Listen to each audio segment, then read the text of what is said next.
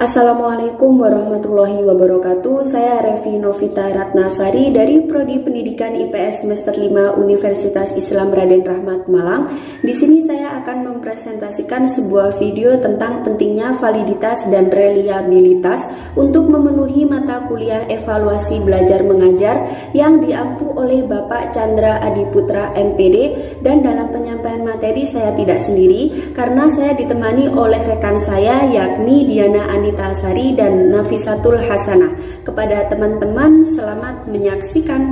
Nama saya Nafisatul Hasanah. Saya dari pemateri yang pertama akan menjelaskan tentang pentingnya validitas dan reliabilitas.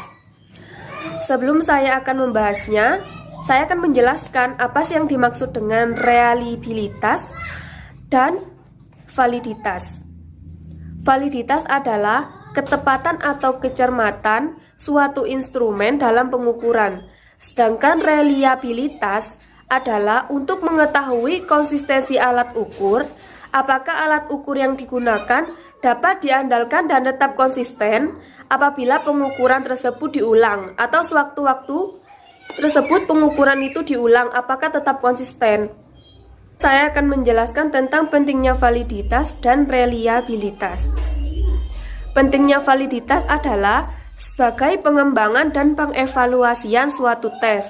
Jadi uji validitas itu digunakan untuk mengembangkan dan mengevaluasi suatu tes, agar tes yang diuji oleh validitas tersebut bisa dikembangkan dan bisa dievaluasi.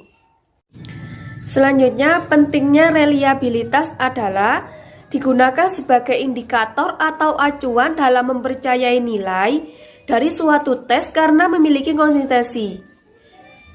Berarti suatu tes tersebut itu memiliki sifat konsisten. Validitas isi. Validitas isi ini menunjukkan sejauh mana pertanyaan, tugas atau butir dalam suatu tes atau instrumen mampu mewakili secara keseluruhan dan proporsional perilaku sampel yang dikenai tes tersebut. Validitas isi mengukur derajat kemampuan tes dalam mengukur cukupan substansi elemen yang ingin diukur. Validitas isi digunakan untuk mengukur kemampuan belajar, hasil belajar, atau prestasi belajar. Kedua, saya akan menjelaskan validitas isi. Validitas isi ini menunjukkan sejauh mana pertanyaan, tugas atau butir dalam suatu tes atau instrumen mampu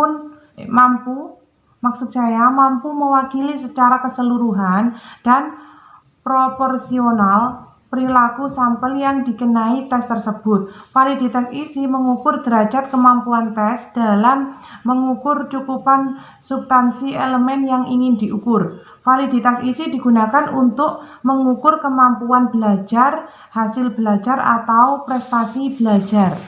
Yang ketiga, saya akan menjelaskan validitas kriteria.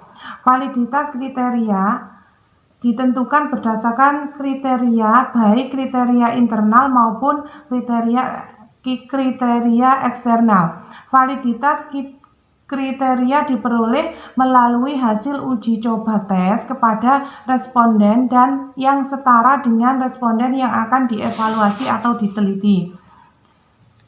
Validitas kriteria merupakan sebuah ukuran validitas yang ditentukan dengan cara membandingkan skor-skor tes dengan kinerja tertentu pada sebuah ukuran luar atau yang lain. Contoh penggunaan validitas kriteria adalah tes intelijensi yang berkorelasi dengan rata-rata nilai akademis. Asumsinya, jika intelijensi seseorang tinggi, maka yang terjadi adalah dia akan mendapat nilai akademis yang bagus. Seperti itu. Terus yang keempat, saya akan menjelaskan tentang validitas muka. Validitas muka adalah tipe validitas yang paling rendah. Signifikasinya karena hanya didasarkan pada penilaian selintas mengenai isi alat ukur. Apabila isi alat ukur telah tampak sesuai dengan apa yang ingin diukur, maka dapat dikatakan validitas muka telah terpenuhi. Validitas muka bisa dikatakan juga sebagai validitas rendah dari validitas isi. Mungkin itu yang dapat saya sampaikan. Saya akhiri.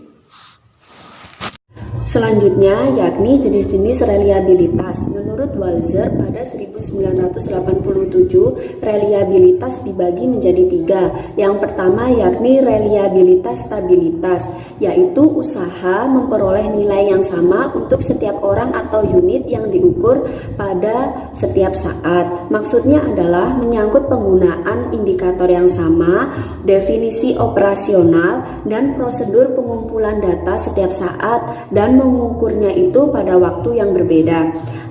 Dalam reliabilitas stabilitas ini, untuk memperoleh data yang sama harus menggunakan skor yang hampir sama.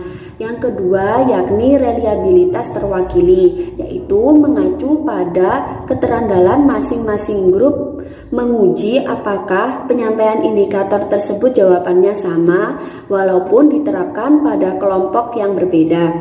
Yang terakhir yakni reliabilitas seimbang, usaha memperoleh nilai relatif yang sama dengan jenis ukuran yang berbeda pada waktu yang sama. Jadi definisi konseptualnya itu yang dipakai sama, namun berbeda pada batasan operasional, peralatan, dan pengumpulan data atau pengamatan. Demikian yang bisa saya sampaikan, ada kurang lebihnya saya mohon maaf. Saya akhiri. Wassalamualaikum warahmatullahi wabarakatuh.